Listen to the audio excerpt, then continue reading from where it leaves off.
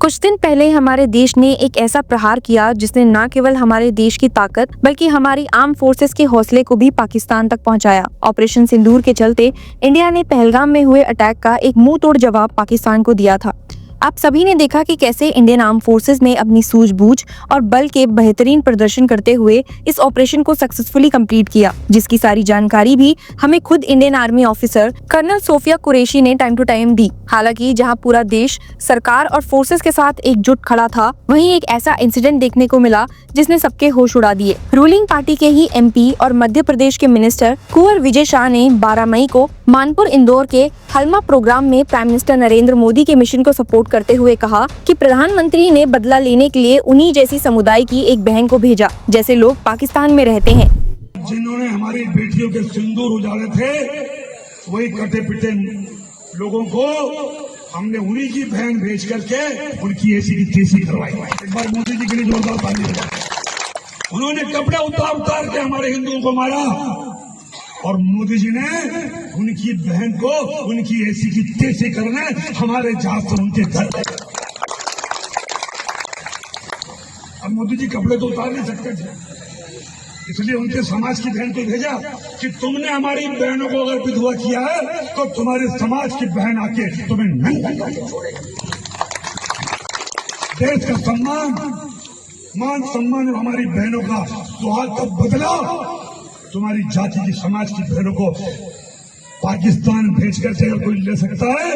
और उन्होंने कहा था क्लियरली ये कमेंट कर्नल सोफिया कुरैशी के लिए था, जो ऑपरेशन सिंदूर की प्रेस ब्रीफिंग में विजिबल फेस थी। ये रिमार्क रिलीजियस अंडरटोन्स और टारगेटेड इंसिनुएशन के रूप में देखा गया, जिसका नेशन वाइड बैकलैश आया। मध्य प्रदेश हाई कोर्ट से लेकर सुप्रीम कोर्ट में उनके इन कमेंट्स को काफी क्रिटिसाइज किया गया। सिचुएशन की ग्रेविटी जब एमपी शाह को समझ आई तो वो तुरंत ही सुप्रीम कोर्ट के पास पहुंचे। लेकिन क्या ये उनके लिए फायदेमंद था या नुकसान, ये तो आप सोमवार की हियरिंग के बारे में जानते ही समझ जाएंगे। इंडियन आर्मी की कर्नल सोफिया कुरैशी के खिलाफ दिए गए कॉम्युनल और डेरोगेटरी रिमार्क्स पर सुप्रीम कोर्ट ने मंडे को उनके माफीनामा को सीधे सीधे रिजेक्ट कर दिया और साथ ही उनके खिलाफ एसआईटी इन्वेस्टिगेशन का भी ऑर्डर दे दिया। जी हाँ, विजय शाह ने अपने बयान के लिए पहले माफी मांगी थी, लेकिन सुप्रीम कोर्ट ने इसे क्रोकोडाइल टेयर्स बता दिया। जस्टिस सूर्यकांत ने कोर्टरूम में शार्पली बोला, where is that apology, where is that apology, what kind of apology have you tendered, there is some meaning of apology, sometimes people use docile language only to wriggle out of proceedings and sometimes they shed crocodile tears.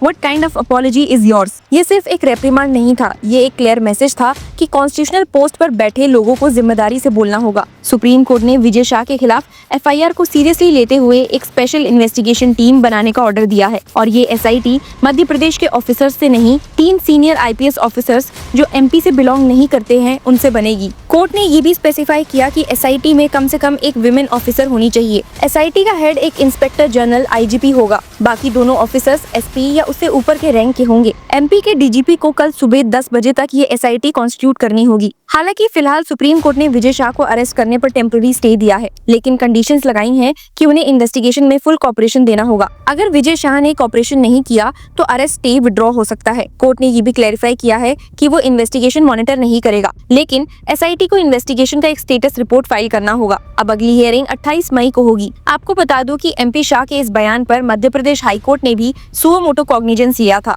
और FIR के orders दिए थे। FIR Manpur police station में दर्ज की गई under भारतीय न्याय संहिता सेक्शंस 152, 196 1B, 197 1C, जो कि राष्ट्र एकता और सैनिक मर्यादा से जुड़ी धाराएं हैं। देखिए उस हियरिंग में कैसे जस्टिस अतुल श्रीधरन और जस्टिस अनुराधा शुक्ला की बेंच ने एमपी विजय शाह को रेप्रिमांड किया था। So, Prime Minister satisfied that the first offence made out against the minister is under Section 152 of the BLS. The second section under which the minister prima facie is bound to be tried is under Section 196 of the IP, which is promoting enmity between different groups on ground of religion, race, place of birth, residence, language, etc., and doing such acts prejudicial to maintenance of harmony.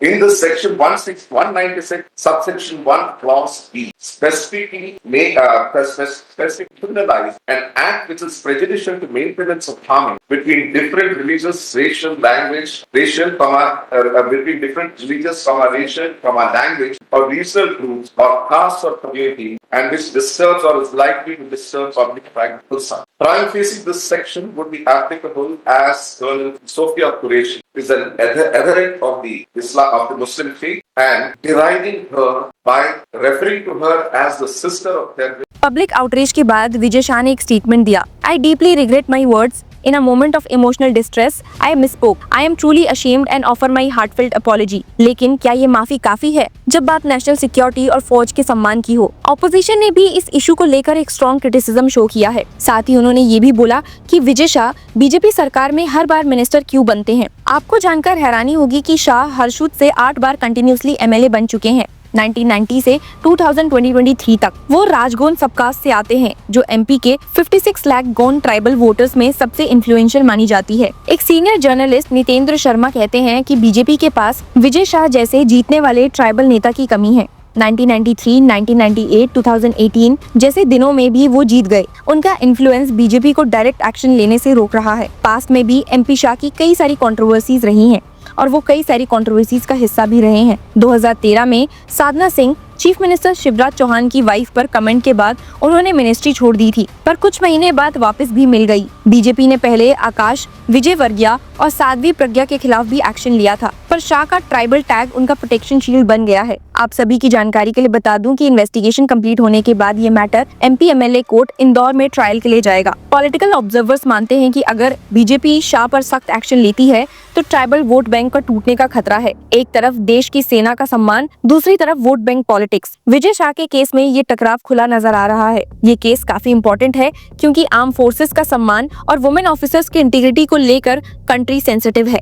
Vijay Shah जैसे veteran tribal leaders जिन्हें BJP हर सरकार में ministry देती है, उनका ऐसे comments देना party के लिए पॉलिटिकल लायबिलिटी बन गया है। सुप्रीम कोर्ट का इंटरवेंशन दिखाता है that no one is above accountability even if you are a multi term MLA with strong vote bank credentials. अब देखना ये है कि सुप्रीम कोर्ट और बीजेपी दोनों अपना फाइनल स्टांस क्या रखते हैं। विजय शाह के लिए ये केस सिर्फ एक पॉलिटिकल कंट्रोवर्सी नहीं बल्कि एक लीगल और मॉरल टेस्ट भी बन गया है। सुप्रीम कोर्ट का टोन क्लियर है कि माफी तभी मानी जाएगी जब उसमें असली पछतावा हो, ना कि सिर्फ बचाव का जुगाड़। अगली तारीख 28 मई की है, तब तक विजय शाह को कोऑपरेट करना होगा और देश देखेगा कि क्या जस्टिस यूनिफॉर्म के सम्मान में सच में डिलीवर होता है। आपको इस केस के बारे में और क्या कहना है, अपनी राय हमें कमेंट्स में जरूर दीजिए। And keep following Law Chakra for more such legal news and legal updates.